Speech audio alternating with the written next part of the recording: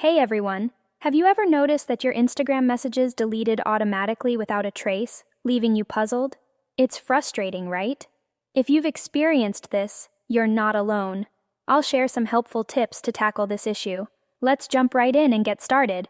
How to fix Instagram messages from disappearing or getting deleted automatically.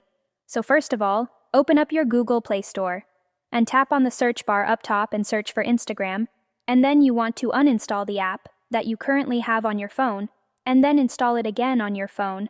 After that, go over to your settings, and then scroll down and tap on apps, and then tap on this search bar up top, and search for Instagram.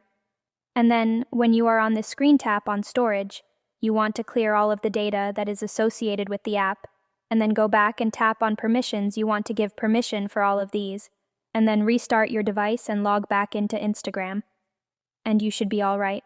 So that wraps up this tutorial. If you have any questions about this whole process, please let me know in the comments section below.